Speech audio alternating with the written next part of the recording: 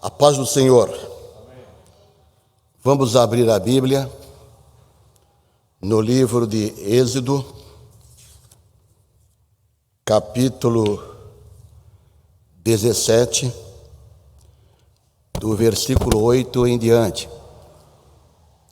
O título desta mensagem é A Luta do Povo de Deus. A luta do povo de Deus. Êxodo, capítulo 17, do versículo 8 em diante. Diz assim o texto bíblico: Então veio Amaleque e pelejou contra Israel em Refidim. Pelo que disse Moisés a Josué: Escolhe-nos homens e sai, e peleja contra Amaleque. Amanhã eu estarei no cume do outeiro, e a vara de Deus estará na minha mão. E fez Josué como Moisés lhe dissera, pelejando contra Amaleque. Mas Moisés, Arão e Hur subiram ao cume do outeiro. E acontecia que quando Moisés levantava a sua mão, Israel prevalecia, mas quando ele abaixava a sua mão, Amaleque prevalecia. Porém, as mãos de Moisés eram pesadas, por isso tomaram uma pedra e a puseram debaixo dele, para assentar-se sobre ela. Arão e Hur sustentaram as suas mãos, um de um lado e o outro do outro. Assim ficaram as suas mãos firmes, até que o sol se pôs. E assim Josué desfez a Amaleque e a seu povo a fio de espada. Então disse o Senhor a Moisés: Escreve isto para a memória, num livro, e relata-o aos ouvidos de Josué, que eu totalmente hei de riscar a memória de Amaleque debaixo dos céus. E Moisés edificou um altar e chamou o seu nome: O Senhor é minha bandeira. E disse: Portanto jurou o Senhor, haverá guerra do Senhor contra Amaleque de geração em geração. Vamos então, nesta manhã, meditar sobre o texto lido, como já falamos, sobre o título A Luta do Povo de Deus. Nós sabemos que o povo de Israel esteve cativo no Egito por muitos anos, e o Senhor livrou o povo da escravidão do Egito, usando como seu instrumento o servo Moisés. Segundo os historiadores, isto aconteceu por volta de 1440 a.C. Então, em 1440 a.C., Israel escapou da escravidão do Egito e tornou-se uma nação peregrina, uma nação que estava indo em busca da terra prometida.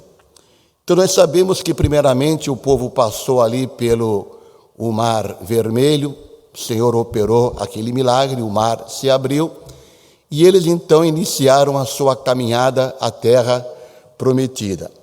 Quando nós lemos lá no livro de Números, capítulo 33, que não vamos ler agora, que é um pouco longo, do capítulo 1 ao capítulo 14, ali está relatado o percurso, o itinerário que o povo de Israel iniciou, assim que passaram pelo Mar Vermelho. Resumidamente, nós percebemos que em 3 meses eles saíram ali da saída do Mar Vermelho e estavam caminhando para o Monte Sinai. passaram por Elim, passaram por Etã, Pi-Aroide, acamparam no deserto de Mara, na sequência pararam em Elim, e de aproximadamente 3 meses, eles então pararam no local chamado Refidim. Era no deserto, estava próximo já do Monte Sinai, onde eles iriam receber ali as tábuas da lei. 3 meses chegaram neste local, que era um oásis do deserto, e aí eles fizeram acampamento.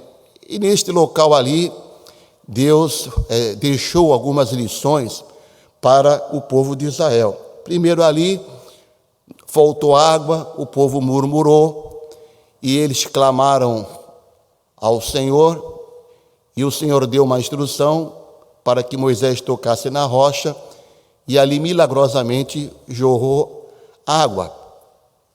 A outra coisa que aconteceu nessa região de Refidim foi quando o seu sogro, Jetro, vendo que Moisés estava muito estressado devido ao excesso de trabalho, ele orientou ele que ele então levantasse anciões para ajudar, mostrando que muitas vezes podemos nos estressar na obra do Senhor devido a muitas tarefas e precisamos delegar trabalho para outras pessoas.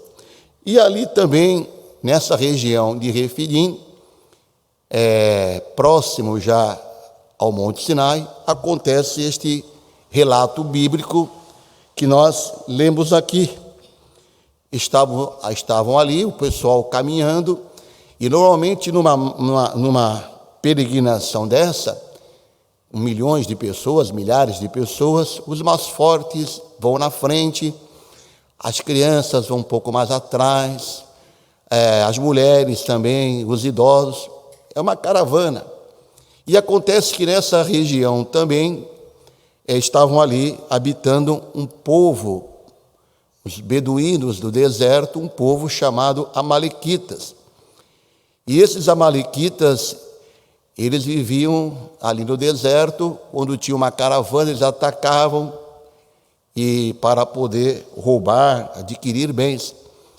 E esse povo, os Amalequitas, descendente de Amaleque, que era um descendente de Esaú, e então eles eram parentes de Israel, de Jacó. Amaleque, ele era neto de Esaú, portanto, primo, das 12 tribos de Israel.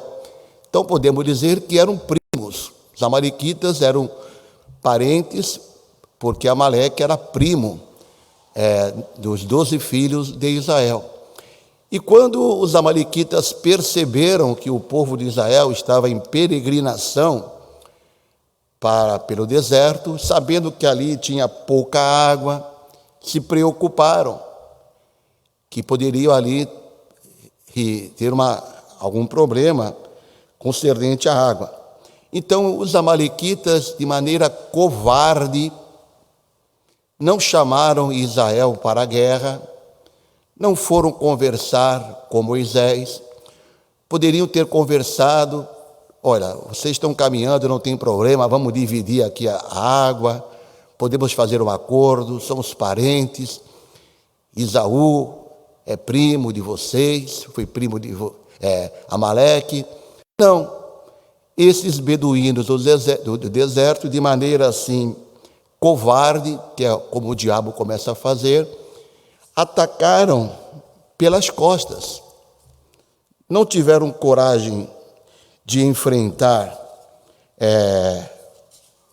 Moisés de frente, sabiam da sua liderança e preparado uma emboscada e atacaram por trás.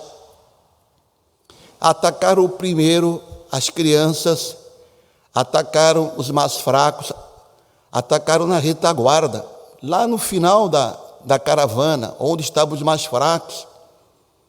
Aqueles que tinham dificuldade para caminhar, eles então atacaram repentinamente, de maneira sutil, covarde, o povo de Israel. E isto está claramente relatado em Deuteronômio, que nós vamos ler, capítulo 25, versículo 17.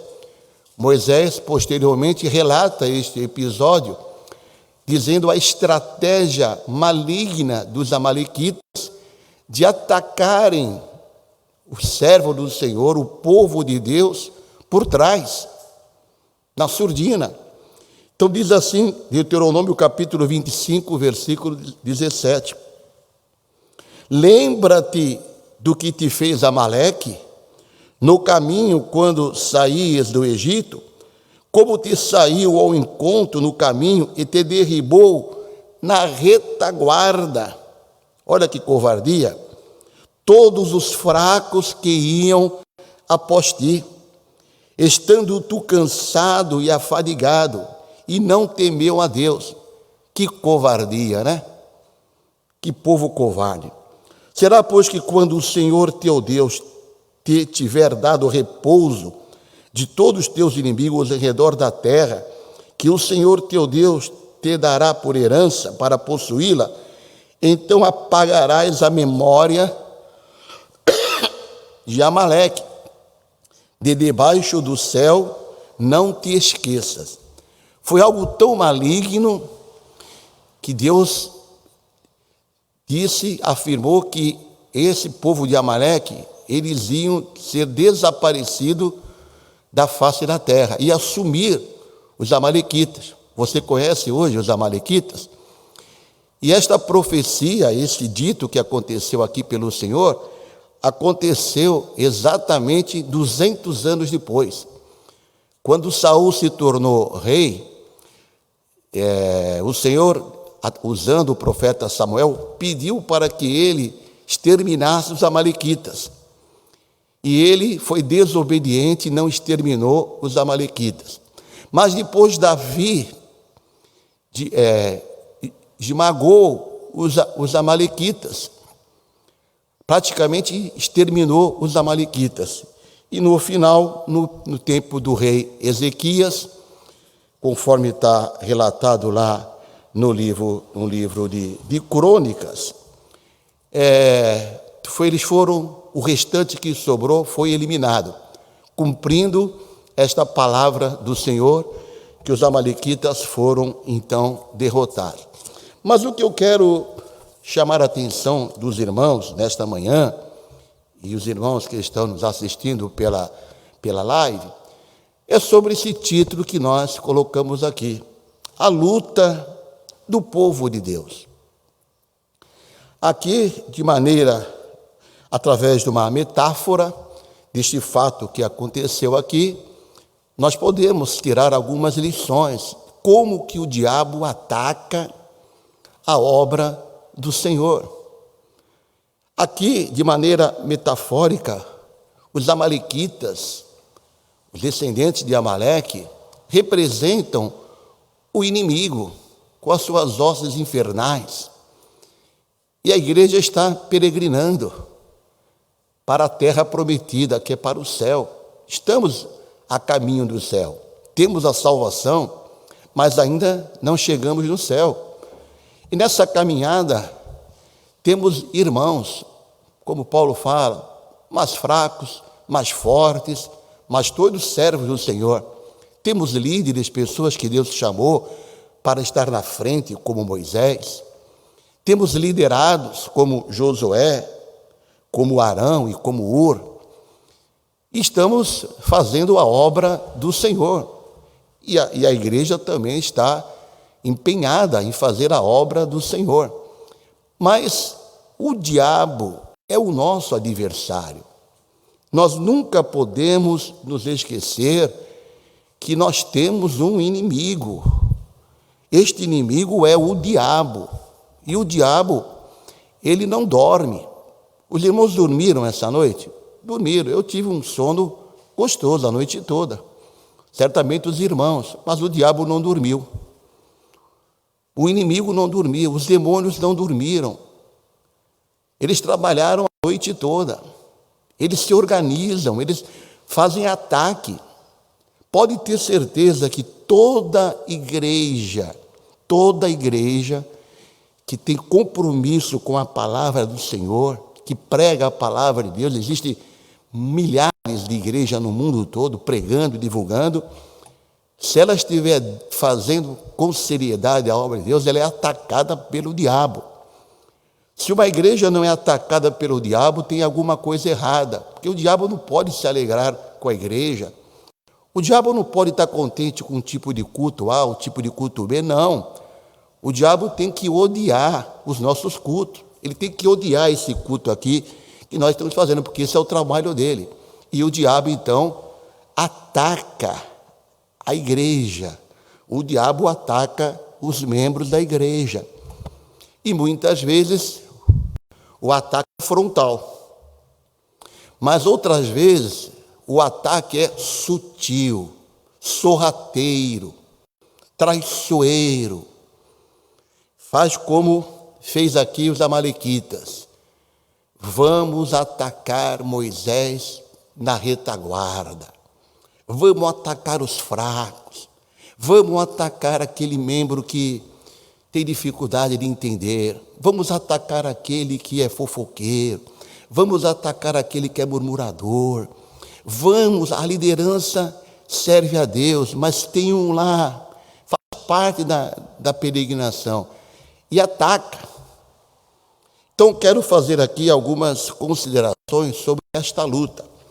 A primeira consideração que nós queremos fazer aqui, que temos que ter consciência da luta do diabo contra o povo de Deus, que a nossa luta é contra as forças do mal. E as forças do mal se apresentam de várias maneiras. Tem os seus instrumentos, tem o seu jeito de agir. Aqui foi como usaram esse pessoal aqui. Mas nunca podemos esquecer que por trás de todo ataque à igreja tem a mão do diabo. A nossa luta é contra as forças do mal. Não podemos perder esta percepção. Nossa guerra é contra o mal. Nossa guerra é guerra espiritual.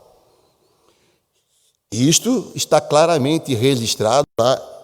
Paulo registrou em Efésios capítulo 6, do versículo 10 ao versículo 12, os irmãos conhecem muito bem, mas vale a pena relembrar aqui. No demais, irmãos meus, fortalecei-vos no Senhor e na força do seu poder. Então veja bem, quem nos fortalece é o Senhor e a força do seu poder. É uma recomendação bíblica aqui. Fortalecei-vos, meus irmãos. De que maneira? No Senhor, na força do seu poder. Revesti-vos de toda a armadura de Deus, para que possais estar firmes contra as astutas ciladas do diabo. Porque não temos que lutar contra carne e sangue, pessoas, mas sim contra os principados, contra as potestades, contra os príncipes das trevas deste século, contra as hostes espirituais da maldade nos lugares celestiais. Aí ele vai descrevendo. Então, a primeira observação que eu faço aqui da luta do povo de Deus na sua peregrinação para o céu. Meus irmãos, esta luta é contra as forças do mal. Primeira coisa que nós temos que ter consciência disso, temos que identificar, tem dedo do diabo aqui. Está camuflado, mas o diabo está aqui. Recentemente eu ouvi um pastor, um renomado pastor, dizer o seguinte, orientando a igreja, e dizia o seguinte: os irmãos mais antigos, de 20 anos, 30 anos atrás, que eram obreiros da década de 80, dizia o pastor, os irmãos se lembram quantas pessoas caíam endemoniadas? Eu me lembro disso. Eu era cooperador nessa época, diácono. O que tinha de pessoas que entravam na igreja, o que tinha de pessoas... A igreja, as pessoas sempre eram... Os pastores eram convidados para orar por pessoas endemoniadas. Eu me lembro lá na cidade náutica, fazendo evangelismo com o pastor Natanael, antes da nossa igreja aqui ter trabalho lá, andando pela rua, a gente entrava naquele dique do Pissarro lá, para evangelizar, fazer uma oração, as pessoas caíam endemoniadas. Eu tive experiência com o pastor Natanael no portão, o pastor evangelizando assim, a pessoa caía endemoniada, e nós orando ali. Mas hoje, esse tipo de coisa, de manifestações, desapareceu um pouco. Porque hoje o diabo atua de maneira diferente. Naquela época, ele atua também, oprimindo pessoas para serem endemoniadas. Mas ele hoje, muitas vezes, as pessoas estão endemoniadas, mas não se manifestam.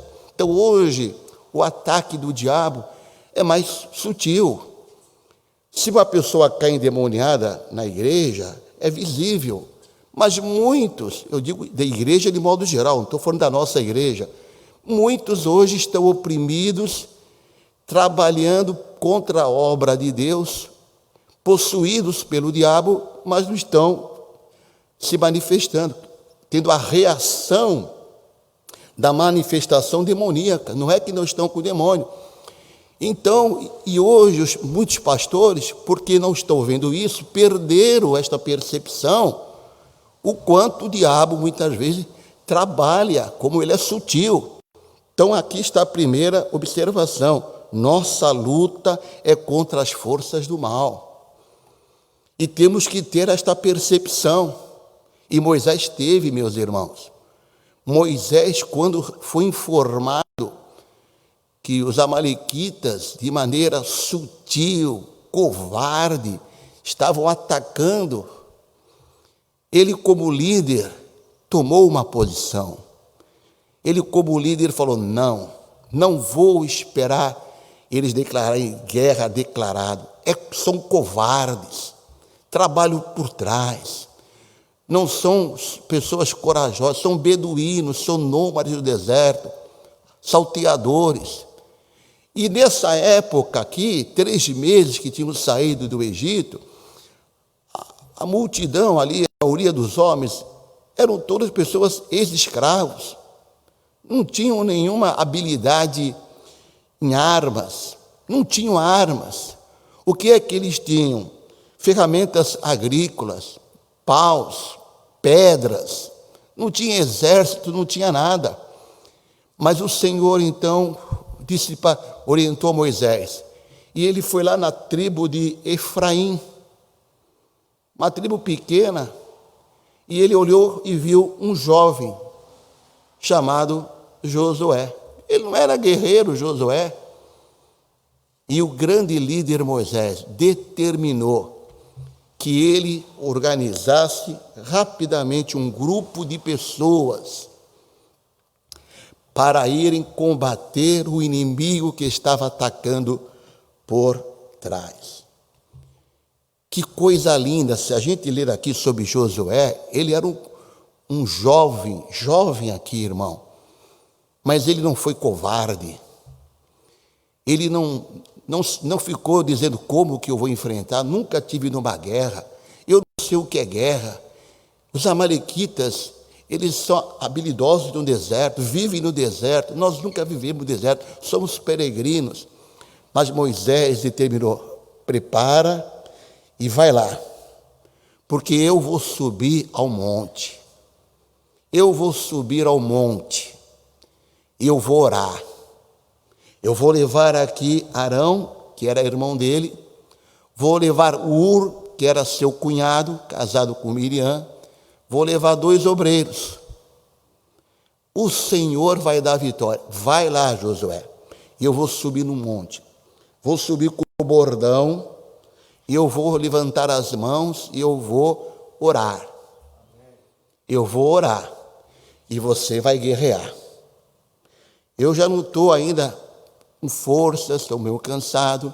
Meu trabalho agora não é esse. Meu trabalho agora é orar. É uma guerra espiritual. É espiritual vamos vencer com a oração, mas tem que ter alguém no campo de batalha. E é você, Josué. Imagine quando Josué recebeu essa notícia. Só dele se aproximar de Moisés, eram milhares. Os historiadores falam que era por volta de 3 milhões de pessoas. Como que Moisés achou Josué? Meus irmãos, é direção de Deus. Homem dirigido por Deus, é debaixo da graça de Deus, da orientação de Deus. E esse jovem era cheio do Espírito Santo, devia ter uma vida de oração naquele deserto. Ele não temeu. Foi dada a ordem, sou obediente, eu vou. Quem sabe alguns colegas dele falaram: Josué, loucura, você ainda é novo, fica aí no meio da multidão, deixa outro, não tem lógica disso, deixa eles roubar lá, atacar. Não, eu tenho um líder, respeito o meu líder, ele me deu uma ordem, e o Senhor nos dará a vitória. E ele foi enfrentar os amalequitas. E vamos ver aqui no decorrer que ele, então, venceu. Segundo ponto que eu quero chamar a atenção, o primeiro é que a luta é contra as forças do mal. Segunda lição, que esta luta é inevitável, irmão. Tem luta que é inevitável. Tem hora que o líder tem que tomar decisão. E foi o que Moisés fez aqui no versículo 9 e 10, que nós iremos aqui. Moisés, ele não titubeou, ele identificou, é coisa do diabo. Vale. Vamos tocar, deixa levar. Não fujo à luta. Não fujo, Deus não me chamou para fugir da luta. Sou guerreiro do Senhor, sou chamado do Senhor. Pode o inimigo se levantar, nós vamos enfrentá-lo. A luta é inevitável. E diz aqui então, Moisés disse a Josué: escolha alguns dos nossos homens, alguns, e lute contra os amalequitas. Amanhã, olha que liderança, tomarei posição. Estou lendo em outra tradução, na tradução que nós lemos aqui, estarei no monte. Outra tradução fala: amanhã eu tomarei uma posição. Aonde? No alto da colina. Olha que homem de Deus. Amanhã, prepara aí, Josué, a luta é inevitável. Amanhã eu tomarei uma posição. E a minha posição vai ser lá no alto daquele cume lá. Eu vou estar orando e vocês guerreando. O que é que nós aprendemos, meus irmãos? Que esta luta é inevitável. Não dá para negociar com o diabo. Não dá para fazer acordo com o inimigo. Não dá para conciliar a luz com as trevas.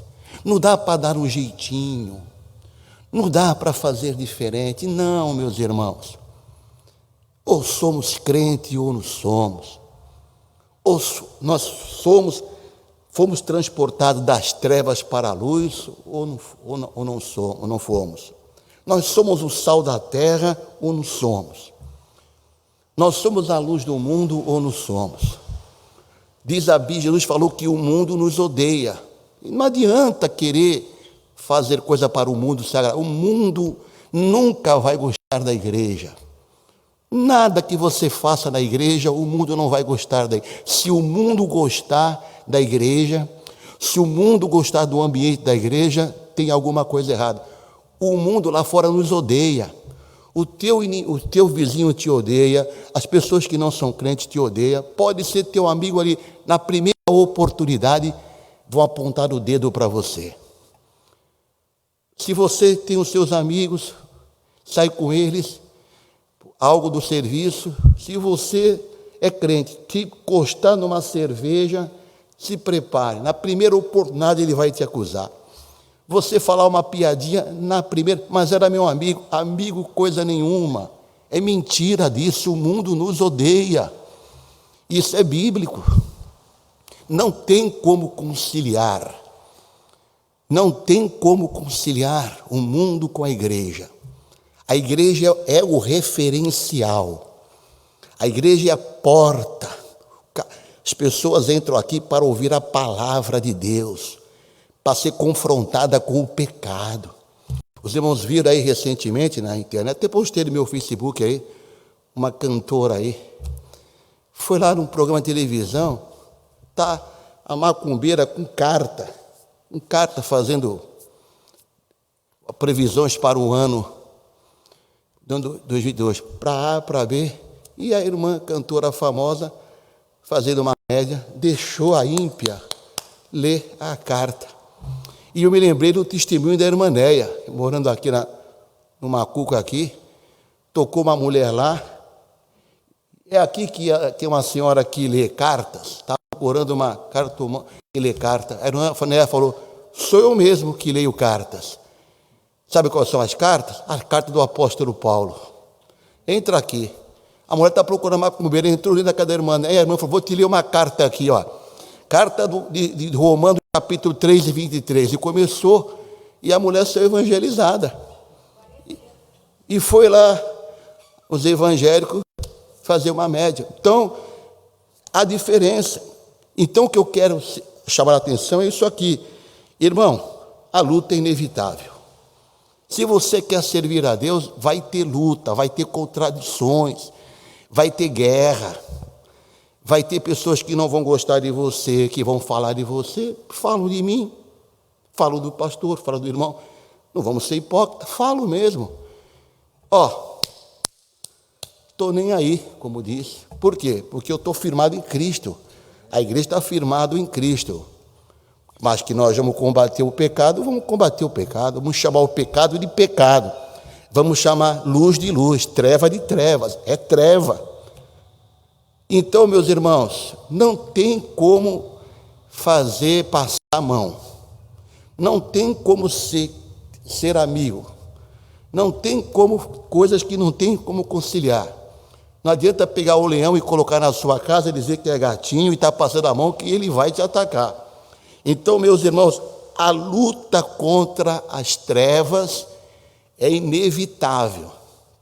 E tem hora que temos que fazer como Moisés. Amanhã eu vou tomar uma posição. Tomei uma posição.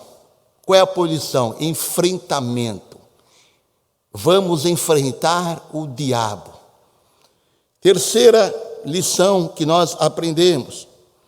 Esta luta espiritual contra a igreja, esta luta espiritual do diabo com os seus instrumentos, contra a igreja que peregrina para o céu, ela deve ser enfrentada com oração, com intercessão e com constante dependência de Deus.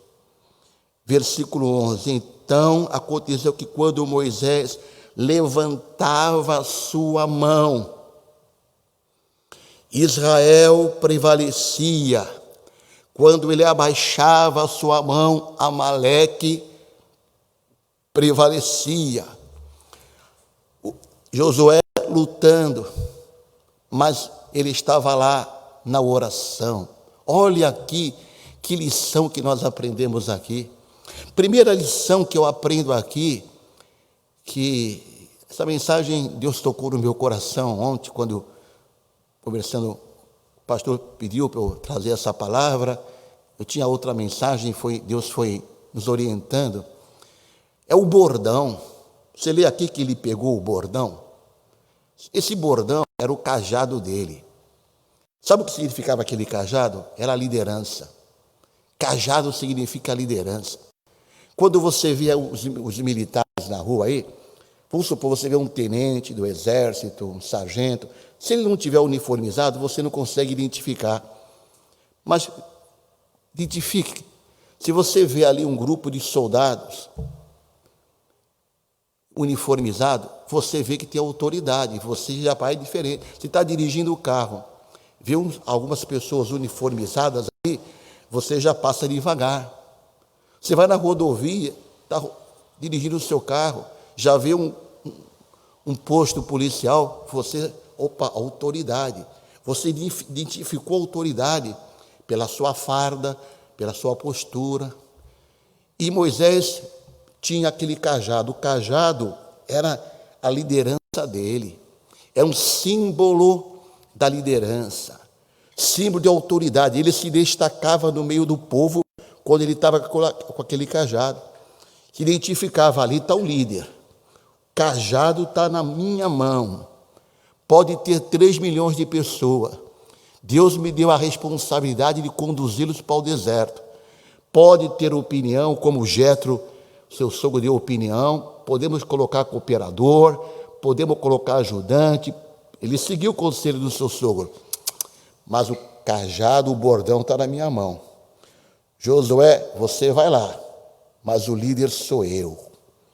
Eu vou subir lá no monte para orar. E ele pegava suas mãos com o seu bordão e levantava para o céu. Sabe o que significa mãos levantadas para o céu?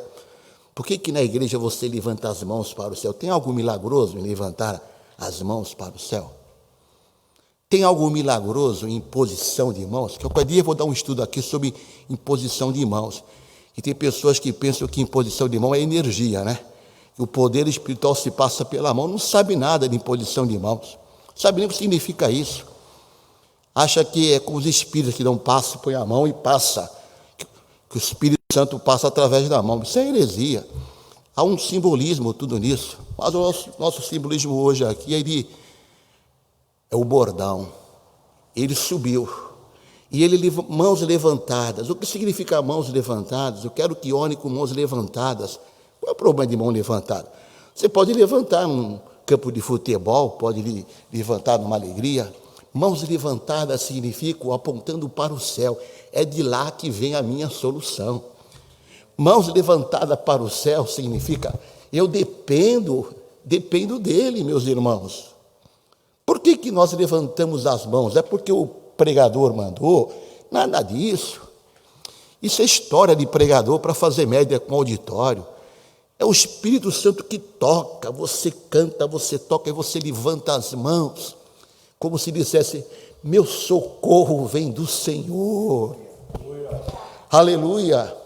É como alguém que está passando fome e estica as mãos, por favor, me dê um prato de comida. Mãos levantadas é isso, tu és o soberano, tu és Deus. Eu não tenho capacidade, eu dependo da tua graça, da tua misericórdia. Aleluia. Eu quero que os homens olhem com as mãos levantadas para o céu. Não mãos sujas, mãos de manipuladores de auditório. Isso o diabo ri. Mas a serva do Senhor, quando levanta as mãos, o servo do Senhor cheio do Espírito, quando levanta as mãos, olha que poder. O poder estava nas mãos de Moisés? Lógico que não, mas eles estavam guerreando lá. Eles olhavam para o líder já com idade um pouco mais avançada. Tinha 80 anos quando ele foi chamado por Deus. Estava lá o velhinho, orando com as mãos levantadas e o bordão. A liderança está nas minhas mãos, mas a misericórdia é do Senhor. Se cansou, as mãos caíam, os amalequitas venciam. Aí o que fizeram? Ur levantou a mão. Olha aqui, o obreiro levanta a mão do seu líder. Tem obreiro que está na frente, mas tem obreiro de apoio. O obreiro de apoio está lá do lado do seu pastor. Levanta a mão, pastor, é do céu que vai vir a solução. Mas eu estou cansado, minhas mãos estão cansadas. É muita luta, é muita história, são anos de luta. Calma, pastor, vamos pôr uma pedra aqui. Tuas mãos não podem se abaixar, tuas mãos têm que estar olhando apontada para o céu. Aleluia, aleluia. Por que muitas vezes na luta espiritual o inimigo parece ter vitória? É porque nós não estamos levantando as mãos para o céu. Não estamos fazendo como Moisés, amanhã vou me posicionar. Isso é terrível, meus irmãos. E o diabo vai vai sorrateiramente atacando. Mas essa é a lição que aprendemos. Aleluia. Essa luta é enfrentada com oração. Não tem jeito, meu irmão. Diálogo não tem jeito. É só confusão. Reunião não tem jeito, não leva a nada. Convencer o contraditório na carne é perder tempo, é se aborrecer. Mas ora, põe a igreja para orar. Começa a levantar tuas mãos. Dependência de Deus. E eu pergunto, será que as nossas mãos se cansaram? As minhas, quantas vezes se cansaram, meus irmãos? Quantas vezes a gente faz uma retrospectiva das lutas, do que nós já passamos, e muitas vezes até a família fala, para que isso tudo? Está na hora de descansar, está na hora de tu parar com isso, chega, deixa outro, tu vai lá para a cidade náutica, chega lá, 2, 3 pessoas, 4 pessoas, tu vai fazer isso, tu vai fazer aquilo, mas Deus me chamou para isso, Deus te chamou para isso, e às vezes as mãos começam a arrear um pouco, e o diabo vai prevalecendo, viu? Aí você fala, não, ser tocado pelo Espírito, levanta as mãos e fala, amanhã eu tomarei uma posição, goste ou não goste, eu sou chamado para isso, para bater contra o inferno, bater contra o erro, porque o Senhor nos chamou para isso. Uma outra lição que nós aprendemos aqui, a última para terminar. Esta luta, meus irmãos, quando ela é feita desta maneira, alguns no combate direto, outros na logística. Temos aqui Josué, líder de campo, que vai à frente, que guerreia as guerras. Moisés é o líder logístico, é o que está na base, é o que tem a visão, é o que tem a responsabilidade, é o que tem a autoridade, é o que dá as diretrizes. Muitas vezes ele não pode estar lá no campo, mas ele é o líder logístico, ele foi o chamado, ele é aquele que tem a visão mais ampla. Vou subir o outeiro, vou subir o cume do monte e vou ver. E ele via, a visão era mais ampla, ele via lá, olha, os amalequitas estão prevalecendo contra Josué. Levanta a minha mão, tem misericórdia, Senhor, vencia. Olha para o outro lado, está ali um soldado que tem derrubar o nosso, levanta a mão. E tem os líderes apoiadores, aqueles que estão do lado, muitas vezes já não estão com tantas forças como estava Arão e Hur para a guerra, não tinha experiência, mas eu sou apoiador, eu estou aqui levantando a mão do servo do Senhor, louvado seja o nome do Senhor. E meus irmãos, eu agradeço a Deus que nós aqui, tem muitos obreiros na igreja que fazem trabalho. Nós fizemos esse trabalho, todos nós aqui fizemos com o nosso pastor Natanael Rinaldi, saudoso pastor Natanael Rinaldi, já de idade. Quantos irmãos seguraram a mão dele até o final, até o último dia. Ele teve aqui, as mãos dele foram levantadas. Pessoas que iam buscar ele no carro, o irmão lá que ia buscar ele de carro. O nosso irmão Vladimir, que filmava tudo até hoje, as gravações na rádio. O irmão que levava ele na rádio, o filho que apoiava, o obreiro que apoiava. Que bênção! É bênção, as mãos já cansadas, sentadinho aqui. Pastor, o senhor falou, está falado. O senhor falou, está falado. Me lembro perfeitamente uma época que nossa bateria aqui, nada contra a bateria, era estridente. A pessoa que tocava, rebelde, o pastor descia, falava com ele, e ele parecia que arrebentava a igreja. Nosso líder falou, Edson, pega essa bateria, joga lá na linha do trem. Na linha do trem, pastor, então some com ela. Pegamos a bateria, ordem dada, pegamos a bateria, enfiamos lá naquele buraco lá da escada, ficou anos. Não pelo fato da bateria, pelo fato do rebelde. Quantas vezes o pastor desceu aqui, cantando com transparência, esse hino nunca mais canta aqui. Pegava a transparência e punha no bolso dele. O que a gente fazia? Apoiamos, segurando a mão. E hoje estamos aqui, apoiando o pastor, e temos nossos cooperadores, porque existem os líderes que são apoiadores. Então, a última lição que nós aprendemos aqui é que esta luta é uma batalha já vencida. Veja o que Deus falou aqui para Josué, para Moisés, no capítulo 13. E assim Josué desfez a Amaleque e ao seu povo a fio de espada. Eles fugiram, não exterminou totalmente. Aí então disse o Senhor, veja bem como o Senhor fala com os líderes. Quando a gente busca a Deus, quando temos responsabilidade diante de Deus, realmente oramos, buscamos, Deus fala, meu irmão, Deus fala diretamente. Disse o Senhor a Moisés, escreva isso para a memória, num livro, e relata-o. E ele escreveu, e nós estamos lendo aqui, ó. Aos ouvidos de Josué, olha, do jovem, olha que coisa, Deus fala assim, relata, escreve aí, na frente de Josué. Eu quero que Josué veja o que você vai escrever. Escreve no livro aí.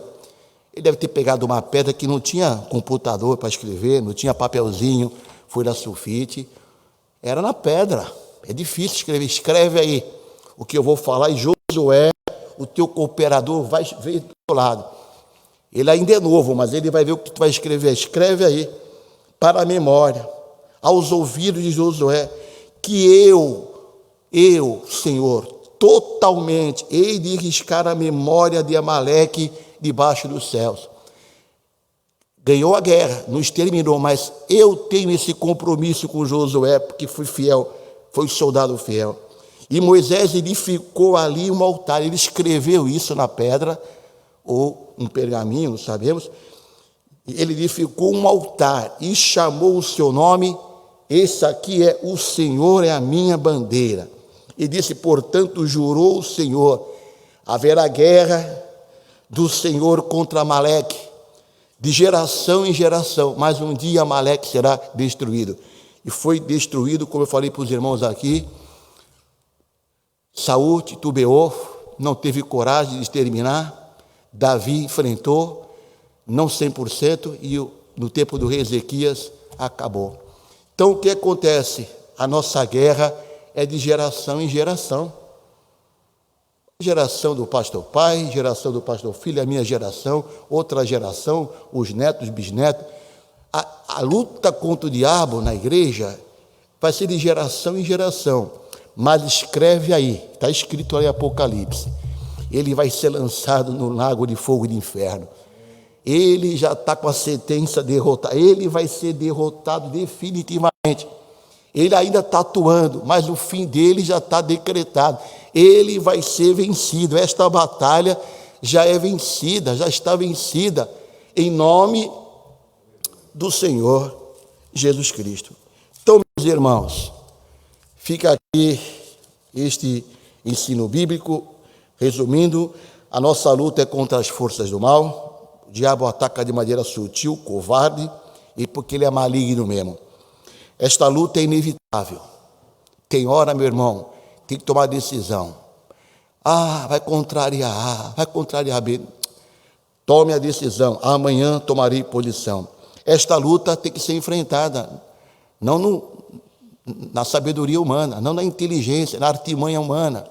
Não. Com oração, intercessão e dependência de Deus, mãos levantadas. Mas esta guerra não tem como nós perdermos.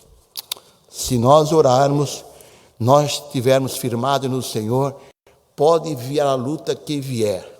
E na história da igreja, digo aqui, tantos anos que eu já estou aqui, me parece que são 25 para 26 anos, quantas lutas todos nós enfrentamos aqui.